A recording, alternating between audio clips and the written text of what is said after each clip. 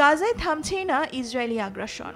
একের পর এক বোমা হামলায় উপত্যকাটিতে বাড়ছে মৃতের সংখ্যা।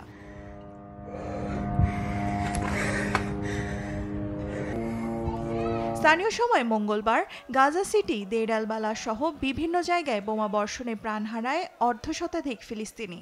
এর মধ্যে গাজা শহরের মুস্তফা হাফেজ স্কুলে হামলায় নিহত হয় বেশ কয়েকজন। ইসরায়েলি আগ্রাসন থেকে বাঁচতে ওই স্কুলে আশ্রয় নিয়েছিলেন শত শত বাস্তুচ্যুত ফিলিস্তিনি। এছাড়াও দের আল বালার একটি বাজারেও চালানো হয় ভয়াবহ হামলা। এতে নিহত হন আরও অনেকে।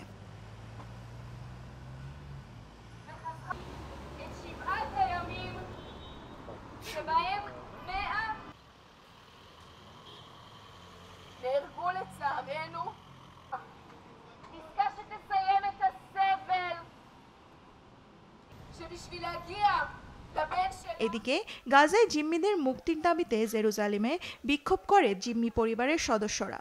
অবিলম্বে তাদের ফিরিয়ে আনার দাবি জানায় তারা।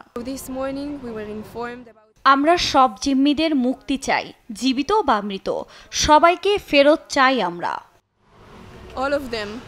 গাজার এই পরিস্থিতির মধ্যে সংশ্লিষ্টদের সাথে যুদ্ধবিরতির আলোচনা করতে গতকাল কাতারের দোহায় ছুটে যান মার্কিন পররাষ্ট্রমন্ত্রী Antony Blinken.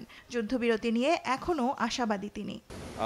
Israel has now accepted that proposal. I heard that directly from Prime Minister Netanyahu yesterday. Israel যুদ্ধবিরতির প্রস্তাব মেনে নিয়েছে। আশা করি হামাসও খুব শীঘ্রই তা করবে।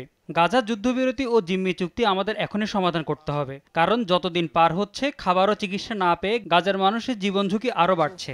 And then to make sure that both parties work on and agree to necessary details of implementation that would allow everything to go forward. মঙ্গলবার যুক্তরাষ্ট্রের শিকাগোতে ডেমোক্রেটিক ন্যাশনাল কনভেনশনে গাজার ভয়াবহ যুদ্ধ বন্ধের দাবি জানিয়েছেন মার্কিন সিনেটর Bernie Sanders. Home and abroad. Abroad. We must end this horrific war in Gaza.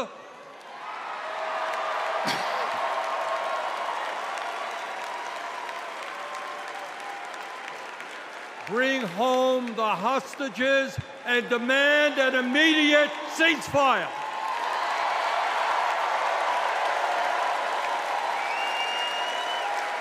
I want you all to remember where we were 3.5 years ago.